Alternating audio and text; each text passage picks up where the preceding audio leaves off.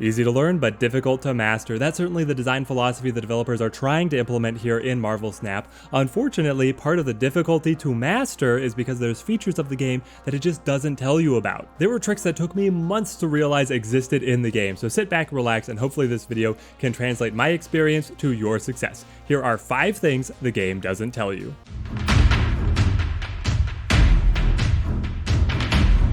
Number 1, tell at a glance whose cards will flip first. Marvel Snap is taking advantage of being a purely digital card game and allowing simultaneous turn planning between players. Cards still have to resolve individually, and the order that they resolve in can potentially be a game-changing difference. You never want to be caught by surprise on if your card is going to resolve before your opponent's, so glance up to the top of the screen. Whoever player card has a glowing border is the player who is going to have their cards reveal first. They are the player with the initiative.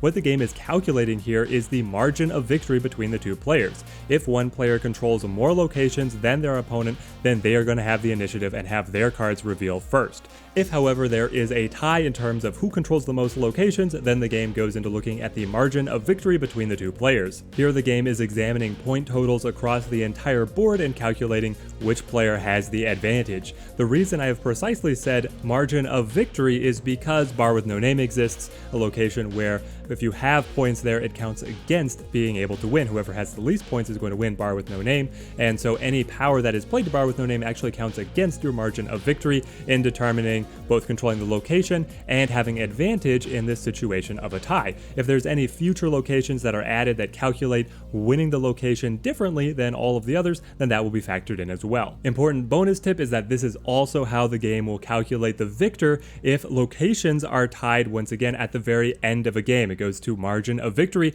to determine the ultimate winner. True ties are possible, but very rare, so with these tips, never be caught off guard.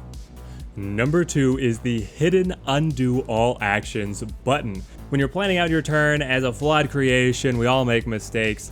And when you drop down cards, you realize that you've done something out of order, something that you want to undo. You have to drag the cards back into hand in the order that they were played to be able to make a difference in terms of the location a card was played to or whatnot. But that is not quite true. The devs did, in their infinite wisdom, create a hidden undo all moves button. So if we lay down our cards, but we don't like the exact order, it's especially complex with my favorite archetype here, the movement deck, because movements are also sequenced. If you long press on the amount of energy you have down at the bottom, you can click undo all actions to be able to return cards to hand. Now, remember, you have a limited timer on your turn, so you do want to be careful so that it doesn't overflow and catch you off guard, being unable to make a play that you had wanted to make.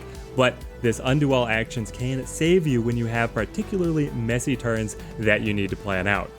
If you guys are finding the video helpful, you can leave a like down below. That supports the channel so much. And if you subscribe, you'll be able to see when we put out all of our future Marvel Snap content. Also a notification of when we go live streaming here on YouTube. You can come hang out, chat in real time on the stream. Number 3, have the smoothest possible deck building experience. You want to spend as little time as possible fidgeting with how to build your list, and you want to spend as much time as possible actually playing the list and testing how you can make it better. So to be able to have a clean deck building experience, a long press down on a card here on the collection is a hotkey to be able to automatically add the card to the list, and similarly long pressing up in the deck list window will remove that card without having to go through the multiple clicks of bringing it up full screen and then clicking the button to add to deck. Now, we removed Magic initially from the list. I would like to add her back, but as you can see, my collection has gotten quite large. I have variants, I have foiled cards as I got up to infinity and then did the infinity split, so it can take a while just to pan through, and it's a little bit confusing to be able to see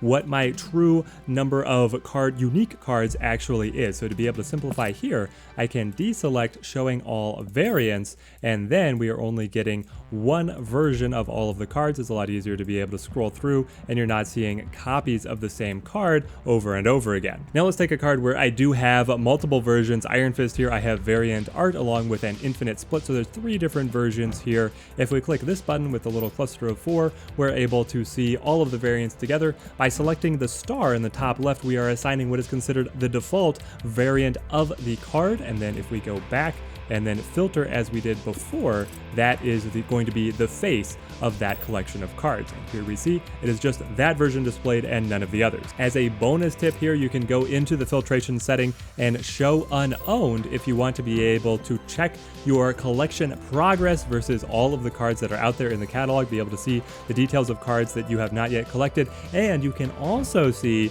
the silhouettes of cards that the developers are creating placeholders for that they are about to release. Tip number 4, where are the best places to spend your credits, your gold, and if you are so inclined, real money? Spoiler alert, it's not at all on the shop screen. There are awesome things here if you want to be able to pick up your variant card art, but in terms of progressing your collection, the answers are a little different. The most efficient place to spend credits is on the very first upgrade for a card. So if you have any gray bordered cards, being able to get them up to green is going to be effectively a half price exchange of credits to collection level. You gain 1 level here for 25 credits, whereas all of the other upgrades are going to cost you 50 credits per level that you gain on the collection track. When it comes to spending gold, the most efficient place is going to be on purchasing mission refills. This is going to give you 1 easy and 1 hard mission for 50 and 100 credits respectively, and the real advantage that you are gaining in this exchange rate is because these will also give you progress toward the battle pass, and once you have completed the monthly battle pass, or the season pass is what I should be saying,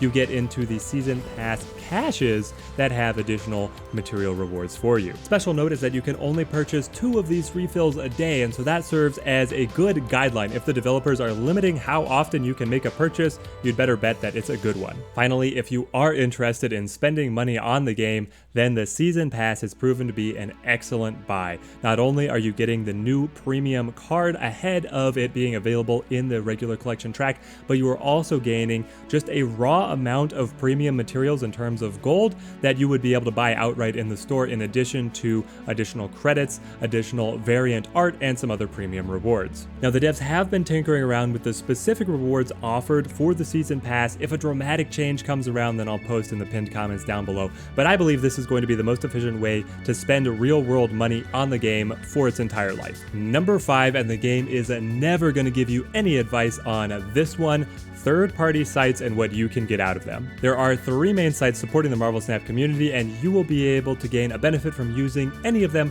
regardless of how you feel about net decking your lists. The 3 sites are, and the links are down in the description of this video, marvelsnapzone.com, marvelsnap.io, and snap.fan. All of these are completely free to use. You can create an account, and the main benefit here is that you can store an unlimited number of deck lists on these sites. The game itself has a fairly limited selection of slots for decks for you to be able to keep. I'm always torn as to what deck lists get destroyed when a meta change comes in and I have to make an adaptation, but storing your collection and deck lists on one of these sites with a free account is going to let you be able to quickly access and then paste them back into the game whenever you want to play around with them. You really can't go wrong with any of these sites.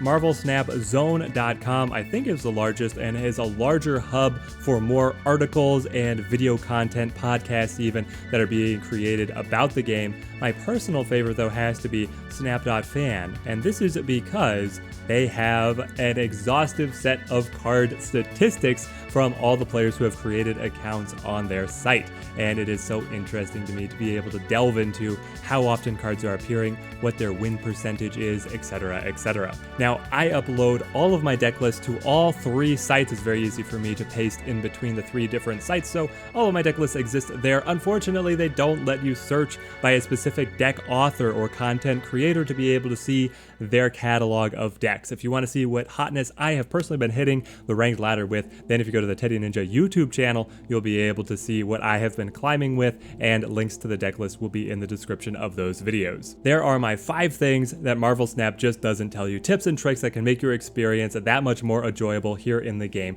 Let me know down in the comments, what's a feature that maybe I missed, something that took you a really long time to be able to understand in the game. This can be a place to be able to support new players so that they can have a much faster learning curve and get into the fun of the game. Thank you guys for watching, and until next time, keep on snapping.